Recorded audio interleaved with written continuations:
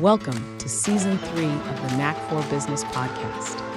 Over 300 episodes strong, we're here to ignite your entrepreneurial spirit with fresh insights, networking gems, and creative strategies that elevate your game. Are you ready to discover what your Knack for Business truly is? Your hosts are Bernie Fransgrote from Creative Insight and Wayne Pratt from Motive 8U Inc. Today's topic is From Dread to Dollars. Question for the audience. How can you consistently book high-value client meetings without wasting time on unanswered calls or getting stuck with gatekeepers? That's what our guest is going to be talking about today. Our guest today is Blaise from B MacClayne Company. Blaise is a founder and he is a cold calling specialist with nearly 2 decades of experience in high-level appointment setting. In 2000, he took the leap from corporate cold caller to business owner and never looked back. Blaise has successfully secured meetings for industries ranging from entertainment to telecom, proving his expertise in the toughest part of sales, getting past the gatekeeper and speaking directly with the decision makers. With an average of 30,000 calls and 7,000 conversations each year, he's mastered making that first connection count. Beyond business, Blaise is an avid walker, covering 7 kilometers a day and competing with Fitbit users worldwide. He's not settling when he's not settling appointments or racking up steps, he enjoys unwinding with a good movie. Blaise, welcome and good to have you here. Do you have a favorite quote or saying you want to share with us, sir? My favorite quote is, be persistent, never give up. That's the hallmark of why I've been doing this so long. I never give up. I make sure I follow up with everyone consistently. About 80% of people out there don't follow up well, and they leave a lot of money on the table. So I go with the mindset that I follow up. One time with a client's permission last year, over 6 months, I called him 26 times and I got a 5-month client out of that. I said to myself, what if I didn't call the 26th time? This was his permission, of course.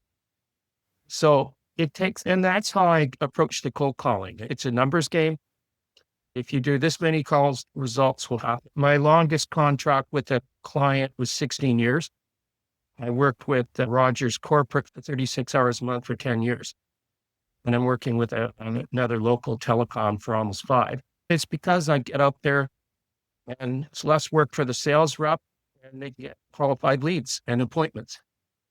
So why do people feel like they're the wallflower? Because no one dives into that cold water willingly, typically.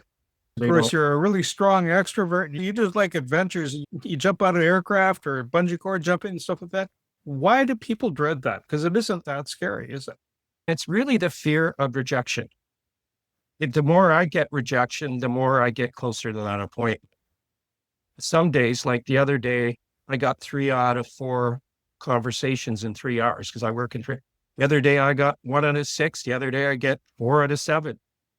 What you find when you do consistent amount of calls, they all average out and you get the results. Clients want results, not excuses. And it all starts with writing a good script, a good list, and a good attitude. I've done this now for almost 3 decades and 25 on my own. And I never look back.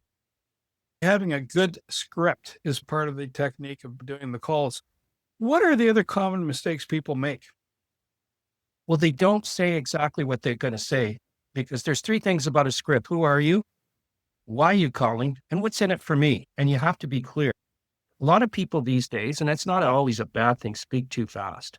So one of my mentors taught me, if you speak too fast, they think what they heard, but they didn't hear it. But if you speak at a slower pace, they can actually make a better decision. So who are you? Why are you calling? And what's in it for me? It has to be clear, the script and what you're trying to offer them.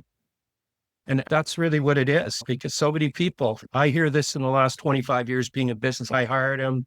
It didn't work out. In BC, it's anywhere from $10,000 to $14,000 to hire a rep, only to not do the phone calls that necessary. Is there a generational change in the cold call?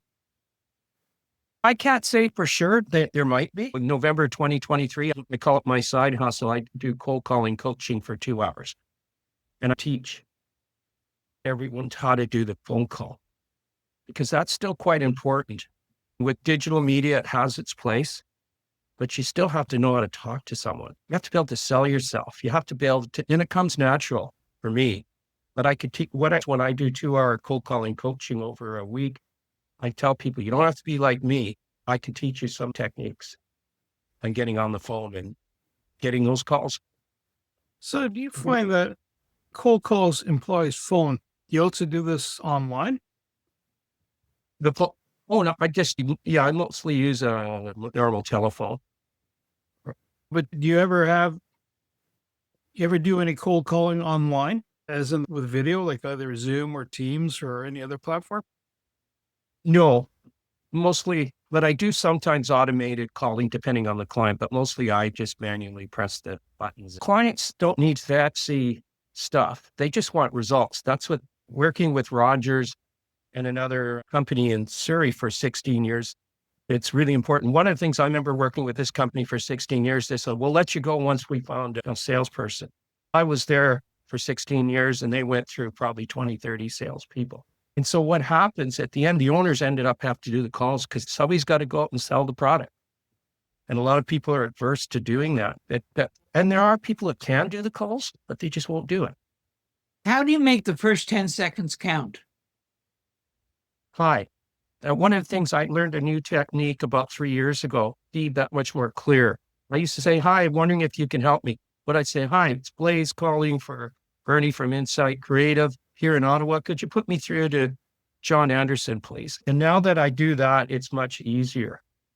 I introduce myself because if you don't have a name on the list, it's a little bit harder. And then I have less blockages now. For the last 3-4 years, I get right to it. Hi, Blaise calling from Wayne Pratt from Kingston, Ontario.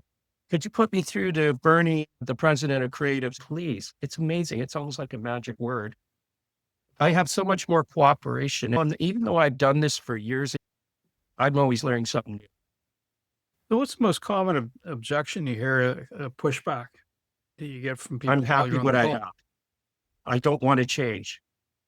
And so what I do is I ask them, if you don't mind me asking, what's your advertising executive doing to ensure you're getting maximum benefits? And then get them thinking. So now my scripts are much more strategic. So yeah, makes. You use linguistics to help with the conversation flow better? NLP, okay. I've heard of it, but I don't know a lot about it. Can you tell me what that is in a nutshell? It's phrasing in such a way that it leads the person in the right direction, typically. You can help me out if you want to add more to the NLP component. It was mostly the person who made it famous was Tony Robbins. And it's that words affect the mind and how you think more than you realize. So you say power words and they respond almost automatically before they even think about it.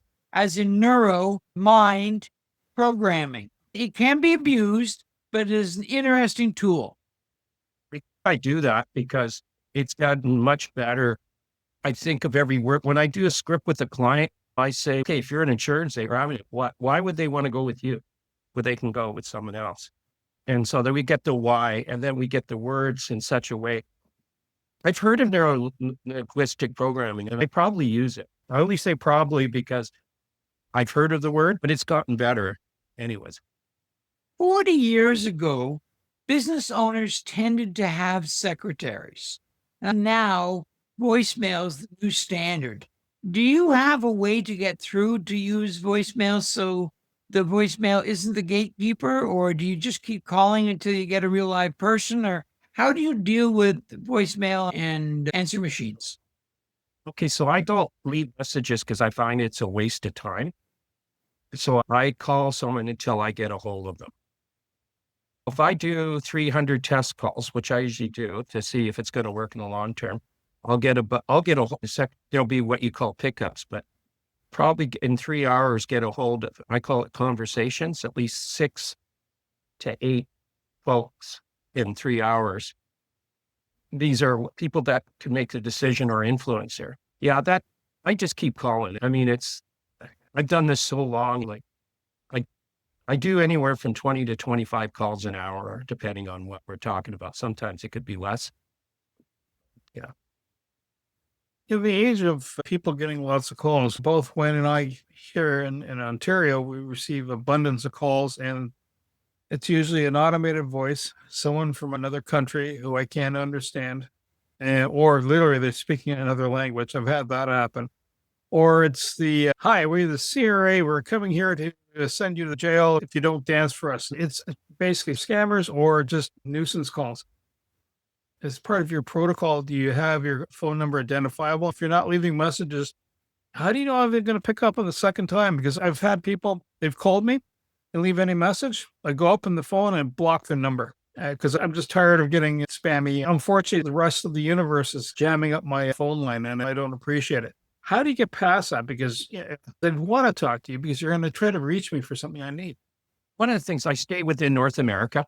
So and I could call anywhere in North America. And I'm very pleasant. I've gotten so good at doing it that I can build trust and rapport almost immediately. And I don't get as much hangups as most people would think. I just get right to the point. I don't say, how are you? How's the weather? I say, hi, it's Blaise calling from Kingston, with the best record in Kingston, specializing in getting the word out for Greater Ontario. If you don't mind me asking, what are you doing to get the word out? And are you happy with your provider or something like that? So I just get right to the point, and then people don't have as much apprehension. When a customer hires you, how much work do you go into figuring out what the customer does? I spend at least an hour and a half. That's including writing a script and figuring out what their goals are and what they want to get, and telling them that there's no guarantee how many results. I don't give people guarantees. The only guarantee I do is the calls. We do 300 test calls over 12 hours. And the preparation goes into that. And that's finding out what makes them different. And then I'll make the calls, give a daily report, and then we'll see if it works. They don't have to spend a lot of money to find out. If they want to do their own calls or just want to be better at it, I can help them for 2 hours. And it's a very nominal fee. You make a call and someone says, are they hemming and hawing? How do you know that they're either interested, maybe the timing's off, maybe the budget isn't there, or it's, no, I don't want that. Thanks, but no thanks. I just need to know when to push and when to back off. It's unconscious. Maybe it's NLP. A lot of people are trained to say no. You're trained to say no when you grow up. And then, so I get through those no's and say, gee, not only is he providing you really good service, so one good thing is to have a nice alternative. This is what I call my Hail Mary close. If I still have a chance, I go, hey, what I'd like to do is call for Wayne to introduce himself. So in the future, when you're ready to take another look, you'll have a dedicated advertising owner with your best interest in mind. I call it the Hail Mary close, like football. And I get at least a couple extra a month. That's more than I would have gotten if I hadn't used that close. I got well trained at one of my large clients and further enhanced my cold calling, if that makes sense. Yeah. When you made a phone call and the nod's been given, do you follow up with another phone call? Do you follow up with an email? What's the next step after you had a success? Either there's interest, they want to see a bit more. If you're offering someone, let's say, a car, do a test drive, maybe sit in it. If it's an old car, then have that certain smell to it, but that involves a couple more steps. How do you progress them along from the call? Is this if I'm doing my own prospecting, or is this after I've had a successful call? In other words, someone says, hey, I want to hire you, Blaise. I want you to do 1,000 phone calls out there. Here's my market. Here's my profile. You've reached out to me to sell your service. And the next step is? The next step is to, if it works, that's what I base it on, the 4-day trial. I would want to determine if I can help them. I've got to have an intuitive sense if it's going to work, right?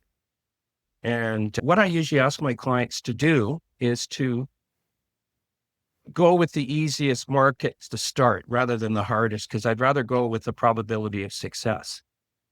So we would do a 4-day trial. I do 300 test calls, and then we review it over 12 hours to see if it worked in the long term. The nice thing is they don't have to spend thousands of dollars to find out, pick at a reasonable cost, and it's affordable. And same with my cold calling coaching, it's extremely affordable. When someone is rude, How do you find you're able to brush that off?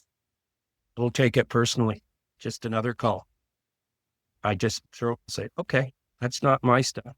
He might have had an argument with his wife before he went to work. There's so many different reasons. And over the last 25, 30 years, I just brush past it. Don't get as many rude people now as I keep doing this. Not too many are rude. That's great. Yeah, I'm not exaggerating to say, because I have fun at it, and it's getting more fun as the years go by. The cold calling coaching I'm doing, I didn't know how much I knew until I started talking about what I knew.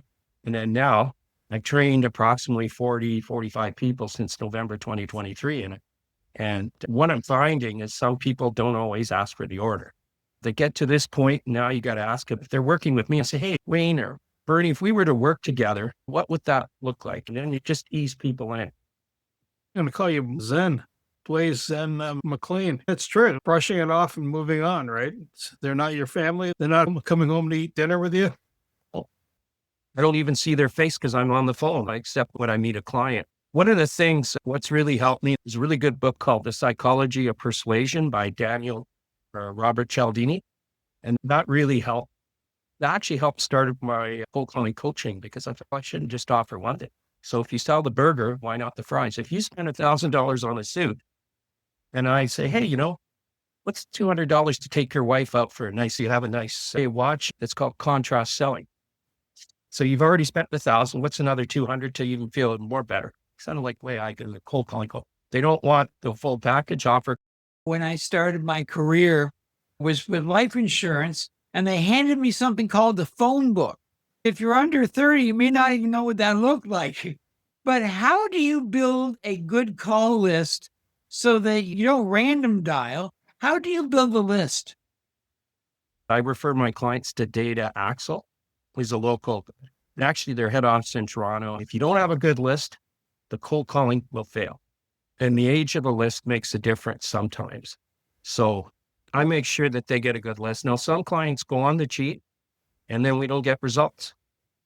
I'm adamant on making sure they pay for the list. It would take me too much of my resources to go find it. But I refer them to, I call him a list broker in Vancouver. And he can help my Canadian American clients. Yeah. And when I start out with clients, all I need is about 400 companies to start. When you're building out a list like that, do you run into any privacy concerns? If you send out an email, a cold email, and people going, why am I receiving this? They can hit the unsubscribe button, but they can also get a little ornery about why I'm on the list. Do you ever run into that as an issue? Really? Because they're not my attitude. If you have a business, some say, how did you find my business? You're in business, right? These are companies that are public anyway. It's not too much of an issue at all. And these are companies that the company is called Data Axle. They've done good research on the companies. I like that company because it gives me a better chance of good results. Do you find that you call the company you're working with or a different division of the company so you don't get cut out by mergers or layoffs? So you always have people that want to work with you? So if there's a merger or anything, you're asking how it might affect me? Yeah. It hasn't really affected me too much. I worked with Rogers for 10 years and they had a lot of changes in management and I survived it because especially with big companies, they go by the numbers. What are you bringing in? How much you have to bring in the numbers. I survived it because I'm consistent. And that's what clients want is consistent numbers. And that's why I was able to work with Rogers 10 years and a business machine company for 16. And I'm working with another telecom. I've been with them 5 years, 36 hours a month. And as long as the owner sees consistency, they're happy. They just want you making them money. Hopefully they'll make 3 times the amount. And so if they're paying 10,000, hopefully they're making 200,000. The thing about cold calling, it pays over time in terms of if you get a client 3 a day, then not everyone's going to go through, but they're going to get consistent amount that there's numbers coming in. And one of my biggest clients appreciates that. So it's just one phone call. Are we up for next month? Yep. Just yes, send the bill in. That's what they want, consistency. They want results. And if I do a 4-day trial that it doesn't work out, I'll be straightforward and say, hey, look, we could. And once in a while it does happen. Sometimes The script isn't right, but then I'd figure that out from the beginning so that there's minimal risk for the client. For the people that fear that the phone weighs 400 pounds, what's one piece of advice you can give them to get them to that first dial?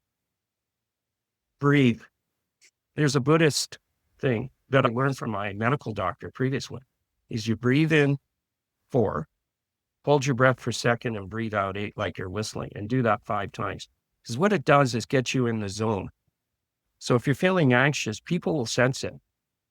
So you breathe in 4, hold your breath for 7 seconds, and it actually lowers your blood pressure. I've seen it happen when I go to the doctor. Your blood pressure starts dropping 30, 40 points because you're relaxing. That's what people are like with cold calling. Sometimes when they haven't done, oh my God, I don't know if I like that. I still do that for myself because sometimes you could be a little off, even if you've done it for so long. And so once in a while, you just get yourself in the zone. And I'm really hyper-focused when I do the calls for the clients because it's like a football game. I go in and I throw the football and see where the receiver is and find an opening that I can get a yes. I do it so subconsciously to get the result. It's so automatic. What should a person budget and what should they expect if they hire someone to do cold calling? What kind of figures should they look for to spend? And then at the same time, for every dollar spent making that happen, what type of ROI should they be seeing coming back to them? That's an interesting question. I'm finding that not everybody can close. And that's what I'm asking people now. How do you close? What's the process? In the last year, got client 12 appointments that they got overwhelmed and they didn't know. And so when I listened, I said, did you follow up? No, this is why you hire me. Right. But that's inspired me to get into cold calling coaching too, because I thought, I got to teach these people. I had a client in the summer that not only did I help him, but I helped improve his closing. So it's variable, but it really has to, do they close? I put it out there. I've done half the work for them. Now it's up to them to follow up properly. And not everyone does. The contracts that I've worked with, they know how to close. Not everybody has that mindset. That's a good question, but I can't say exactly because everybody closes differently. Do you work with CRMs? I have on occasion. I mostly work over 95% on Excel because I find it's easy. I had a client I worked with here at WRN. I called for WRN and I called for their warm markets. They've hired me twice. They're going to hire me again. I've gotten a lot out of that. WRN, by the way. That's a good question again about ROI. It really truly comes down to how can you close them? How do you follow up? And I ask every client, how do you follow up? And if it didn't work, then sometimes it doesn't once in a while, right?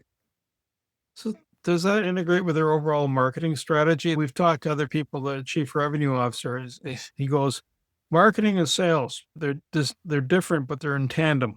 One markets to the message out than the sales, but he says it's just more than just sales. It's also, okay, now the customer has said yes. Have you shipped? Right? Or have you any TLC behind that? So is cold calling just an element of that whole cycle? Or do you also do the cold calling and then later follow-up calls? No, because my job is to mainly do the introduction and it's up to them. What I tell my clients, and even if I got them 10 appointments, I say, that's just the first step. And it might take 3 cycles of 12 hours till you see your first sale. And that I tell them to be realistic because I'm building the funnel when it comes to the cold calling. I'm building it and finding stuff like that. Yeah. So it's all works in tandem, but one of the things that people don't always realize, you have to keep marketing. You got to keep going. I like going out there and finding that lead and making it work for my client and for myself too. It takes persistence. Have you guys heard of the spaghetti effect? No. Okay. So what the spaghetti effect is, you've got to keep going. You've got to market yourself everywhere. So if you throw enough spaghetti on the wall, something will stick. And that's the philosophy I live. I market everywhere, every place. Everywhere that could be known. That's called the spaghetti effect. So throw enough spaghetti, something's going to stick. I'm guessing that there are keys to a successful call. Are there 3 keys? How do I get a course to learn more about it? Okay. My first package is a 4-day trial, and that's just under $1,200. That's 300 calls. you would get a script written and we would work together. I go on a team approach. It's not, here's a script. Good luck, Blaise.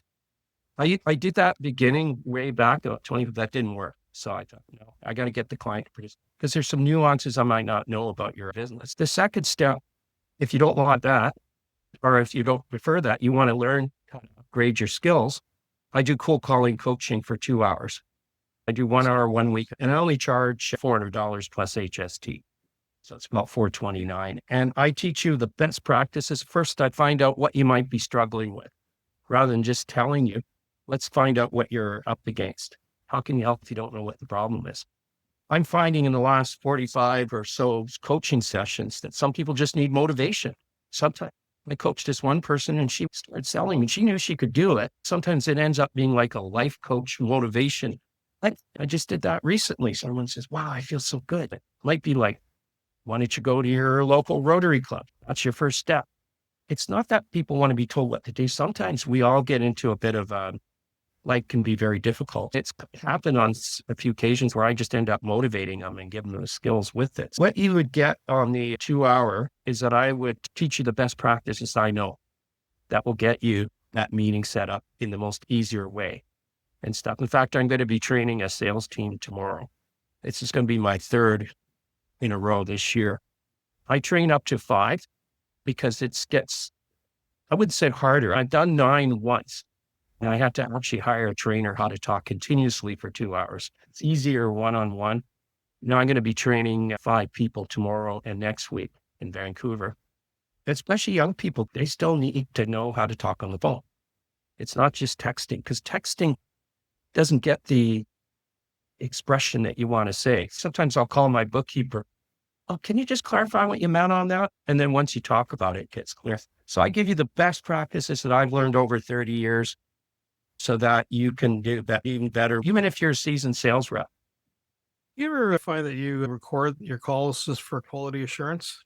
Ever? No, I don't know. I think it would throw my contract. Some clients have suggested, I may have done it a few times, but what I do is absolute focus. That's why I work for myself. When a boss used to look at me, I realize now I condensed it from 8 hours to 6 hours. So I work like 9 to 12, 1 to 3, or 1 to 4. It's all about focus. And any distractions are not good for me. I'm really focused on that 3 hours. I get up, go have a coffee. I probably drink about 6 cups of tea a day. But that's what I do. So is there a more ideal industry that could use cold calling to support, or is it agnostic? It fits all industries? Industries. You know, I've called just about every place, and I can't even remember from 25. I've done business machines, coaching. And there's so many coaches out there. I always ask the coaches, what makes you different? Why? There are thousands out there. What, and that's what, when I go in a cold calling set, I want to make sure that they stand out, not just another or a coach for insurance. I could sit down with both of you and create something. If you don't mind me asking, are you spending more than you'd like? And are you really getting the return on your investment? Are you getting out to the people that you're hoping for? I'm always asking when if you ever watch Columbo, he always asks questions. He always asks questions. And he listened. If a listener's business is a little flatter than they'd like, and they think calling could be a good resource, how would they get a hold of you? Easy to get a hold of. I'm in Vancouver, and my number is area code 604-836-9852, or they can reach me with my last name, M MacClayne at shaw.ca. So that's MacClayne at shaw.ca. And also, if they want to look at my website, it's www.coldcallingguru with 2 Gs.com. That's www.coldcallingguru.com. And one last thing one of the things I want to say too, I actually like what I do, and a lot of people don't. That's why I'm in business. When I work with large companies, they would use me as a resource. If they didn't meet their numbers, hey, let me help you. So you get a better start than just sending out emails. But it's also time and persistence. You have to be persistent. Never give up. You can't give up. I can remember one time it took 7 years. Now, this is only once that I got this client. The one I got 26 times, 5 months. It's just, I follow up. I look at every lead. Am I missing something? and then keep going. I want to say thank you to Blaise MacClayne, my co-host Wayne Pratt, and you, the Knack for Business listeners. If you need the resource, the human touch, the calling man, Blaise is your man, because he can reach out and he'll work with you to make that marketing push happen, bring you the clients you're seeking. To reach the podcast hosts, email them at info@creativeinsight.com or by the website creativeinsight.com, spelled KREATIVINSIGHT.com. To reach Wayne at his email, wayne@motive8u.ca, that is MOTIVE, the numeral 8 and the letter u.ca, or his website, motive8u.ca. If you would like to be a guest on this podcast and share your knowledge, let us know. We would also appreciate your feedback on the content or format. Check the show notes for more details.